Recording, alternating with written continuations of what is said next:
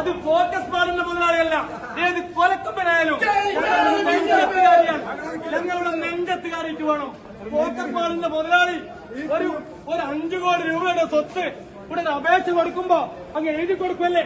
എന്താ വെള്ളരിക്കപ്പെട്ടണോ? ഈ വെള്ളരിക്കപ്പെട്ടണോ? ഫോക്കസ് പാടിന്റെ മുതലാളി ഇവിടെ വന്നൊരു അപേക്ഷ കൊടുക്കുമ്പോ അങ്ങ് പാസാക്കി കൊടുക്കുക. എന്നിട്ട് ഇവിടെ ഭാര്യക്ക്, ഭർത്താവിന്, മരുമക്കൾക്ക് എല്ലാവർക്കും ജോലി.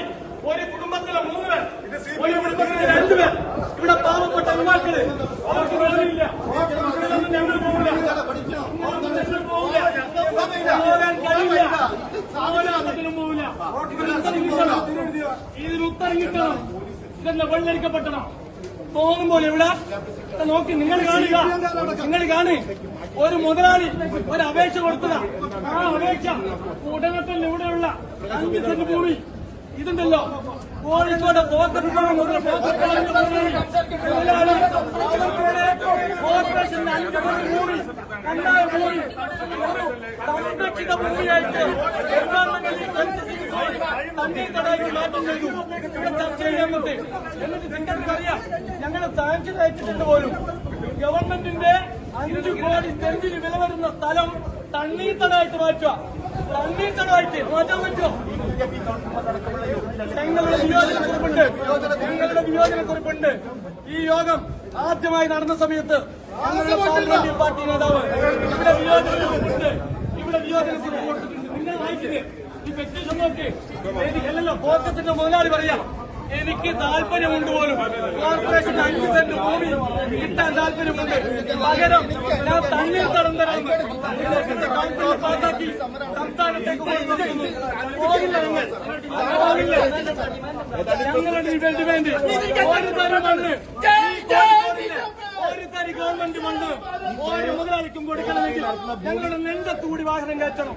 1 കോടി രൂപയിലേറെ അധിക മൂല്യമുള്ള ഭൂമിയാണ് ഇങ്ങോട്ട് തിരിച്ചു വാങ്ങുന്നതാണ്. അല്ലല്ലോ, തണ്ണീർത്തടം, കോട്ടൂളി തണ്ണീർത്തടത്തിലെ എൻവയോൺമെന്റൽ സെൻസിറ്റീവ് 2-ൽപ്പെട്ട നിലത്തിൽപ്പെട്ട ഭൂമി ഇവര് പറയുന്ന കോണ്ടിൻജന്റ് കരാർ എന്തെന്നോ, നാളെ അത് തരം മാറ്റി കിട്ടിയാൽ ഈ അഗ്രിമെന്റ് ആക്കുന്നത്. ഈ തരം മാറ്റുന്നതിന് മുമ്പ് ഈ കോർപ്പറേഷനിൽ 2 തവണ ഫൈനാൻസ് കമ്മിറ്റിയിൽ ഇന്നലെ കോർപ്പറേഷൻ കൌൺസിൽ എങ്ങനെ വന്നു? ആരാറിന്റെ പിന്നിൽ? ഈ മുതലാളിമാർ കോശാലം പാടുന്നവർ ആരാറിന്റെ ഉള്ളിൽ? അത് കണ്ടിട്ട് ഞങ്ങൾ പോവുള്ളൂ. ഒരേ വീട്ടിലെ 2 പേർക്ക് ഇവിടെ ജോലി, ഒരേ വീട്ടിലെ 3 പേർക്ക് ജോലി.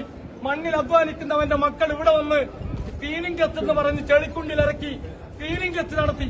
ഒരാൾക്കും ജോലിയില്ല. ഇന്നലെ വന്നു നോക്കുമ്പോ കക്കോടിയിലുള്ള CPM നേതാവിന്റെയും ഭാര്യയുടെയും പേരിൽ ജോലി. ഇങ്ങ് നീലന്നയിലുള്ള ഒരു വീട്ടിലെ 3 പേർ, കോൺഗ്രസ്സുകാരനും BJP-ക്കാരനും സാധാരണക്കാരനും ജോലിയില്ല. ഇതെല്ലാം കണ്ടുപോകാൻ ഞങ്ങൾ മനുഷ്യരല്ലേ? എന്താ ഇവിടെ നടക്കുന്നേ? ഭൂമി വെക്കോ? ഒറ്റ കാര്യം കൂടി ഞാൻ പറയാം.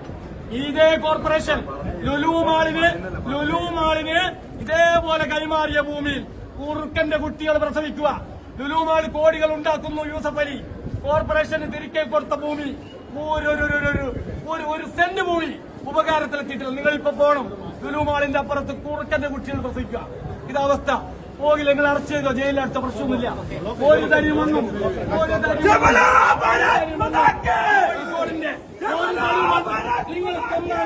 നിങ്ങൾ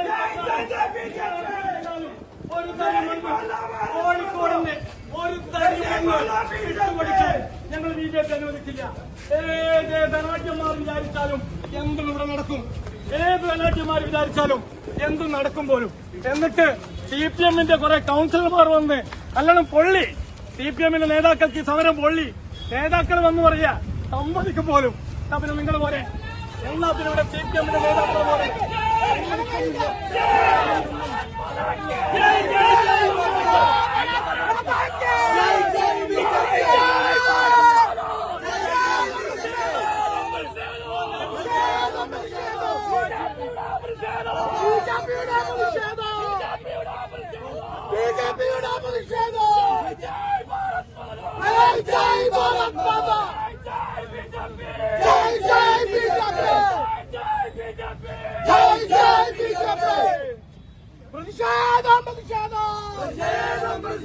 BJP-യുടെ പ്രതിഷേധം. കള്ളന്മാരെ കൊള്ളക്കാരെ, കോർപ്പറേഷൻ അധികാരികളെ നിങ്ങൾക്കെതിരെ ഉയരുന്നു യുവരക്തത്തിൻ പ്രതിഷേധം